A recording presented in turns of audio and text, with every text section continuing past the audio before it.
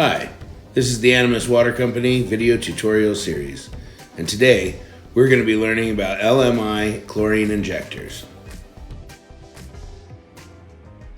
Hi folks, and welcome to the Animus Water Company video tutorial series. I'm Tobin, and today I'm going to be teaching you a few things about the LMI Chlorine Injector. Now this one's got a few crusties right around the tip there, and it's a perfect opportunity to take it apart, clean it, and show you how it goes together. Now before we start anything today, we're going to go ahead and make sure we disconnect this from power and place our VFD in local control so that no computers are telling anything to turn on while we're servicing this.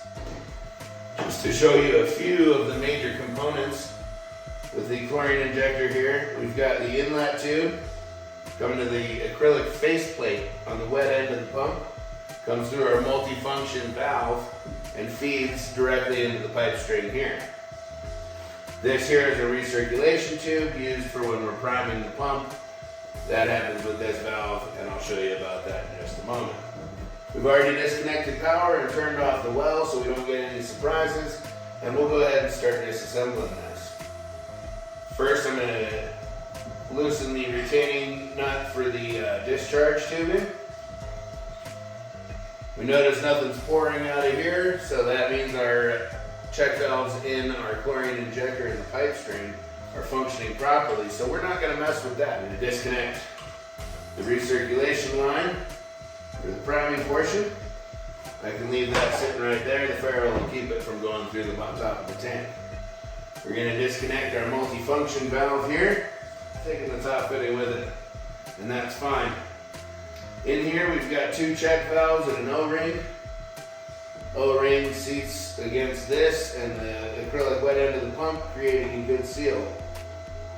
No thread tape or pipe dope is required in this fitting per the manufacturer's recommendations. Inside this fitting there are two check valves, and it is very important to orient these correctly or the pump's going to be fighting against the brick wall there. There's the fitting that sits on the top of the wet end. There is an O-ring there, intact and in good shape, so we'll leave it like that. Multifunction valve there. We can disconnect this one from the bottom. Sometimes under suction and pressure, it gets snugged up a little bit. We'll just gently use some adjustable pliers to kind of eke that loose. And that retaining nut is also holding a ferrule for that inlet tube. This is where it sucks chlorine from the tank. In this one, you can barely see it, there is also an O-ring still inside the faceplate there, and another small check valve right here. So, altogether we've got three check valves, a top fitting, a bottom fitting, our multi-function valve, and what we're going to do is remove the acrylic faceplate, 4 flathead screws. I'm sure you know whoever invented the straight slot screw just like watching people suffer. The fact that anybody's still using them is baffling to me.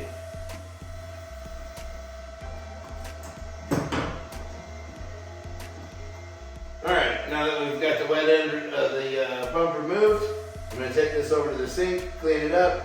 We'll make sure this is clean, and we'll reassemble everything. So we're back here. We've got our cleaned up faceplate. The diaphragm here on the pump is in great shape, and so we're not going to play with that. If you want information on how to properly install and adjust the diaphragm, I suggest you check out LMI's video series. This faceplate does have 2 small tubes on the inlet side, on the suction side, and only 1 tube on the discharge side. So you want that single tube facing upwards. Straight slot screws, you're my favorite. The manufacturer recommends when installing this faceplate that you use a similar tightening pattern to if you were putting a tire on a car. You want to go ahead and cross up that pattern as you snug them up. I'm going to get them all just initially snug, and then I'll go back through and tighten them properly alternating corners, top left, bottom right, top right, bottom left, for example. Prior to reinstalling the multifunction valve, we're going to need this top fitting, we're going to need this O-ring inside the threads here, which will seat around the bottom of this. You do need 2 check valves in here. It's very important to have these check valves installed correctly or they will cause you problems.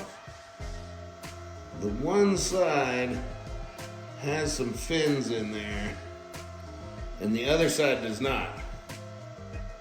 And you want the side that has the fins that prevents the ball from contacting the edge. You want those facing upwards.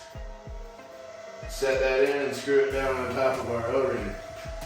Manufacturer, again, no thread tape, no pipe dope, and only hand tight. And you can see through the acrylic faceplate, when you snug it up, that O-ring is really doing all the work it needs to. It's creating a good seal and you can visualize it. Now this one, oriented properly in the same direction with the fins up, allowing flow vertically and not, allowing flow upwards and not down. Watch it snug that O-ring through the acrylic faceplate, you're good to go. When installing these, we want a nice straight edge across that tube. We want that ferrule inserted all the way. And the retaining nut, hand tight, and a good snug hand tight. We're going to go ahead and put our multifunction valve on the top. We've got our O-ring in place at the top of the top fitting here. And a good snug hand tight on that should be all you need.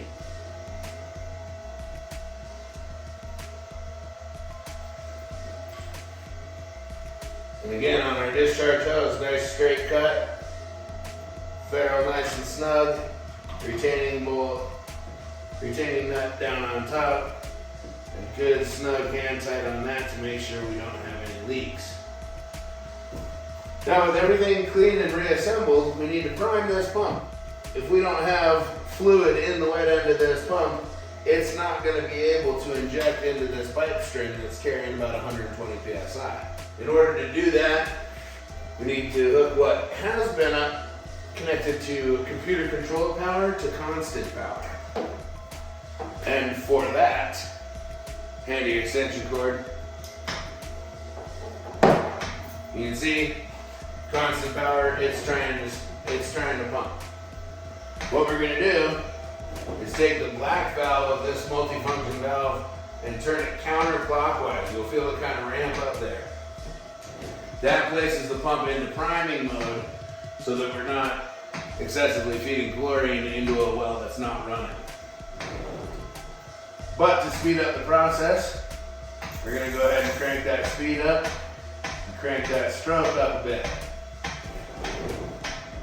I'll see if I can't bring the camera a little closer to give you an idea of what the wet end looks like. But what we're looking for is a little moisture coming up through the bottom here, in through the diaphragm bulb, and then back out this way.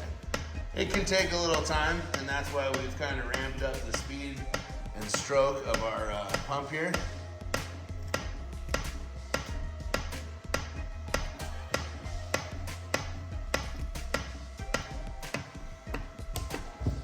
You can hear the tone change as well as see the fluid start moving through the pump. And that lets us know, once we see no more air bubbles in there, that everything's primed up and operating properly. At which point, we'll return this to the correct position so that when we are pumping, it is pumping, and we'll disconnect that power and reconnect this to the CL2 outlet that you can see in the back there. After plugging our chlorinator back into the appropriate power outlet and returning the VFD to remote control so that it can be turned on by the computer in the office, the last step we're going to need to do is make sure we return these knobs to the established settings.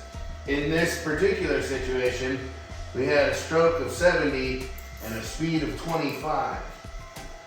It's always a good idea just to double check your speed and stroke are correct, double check your multifunction valve is back in the correct position, hooked up to power, in remote control, and then we can walk away.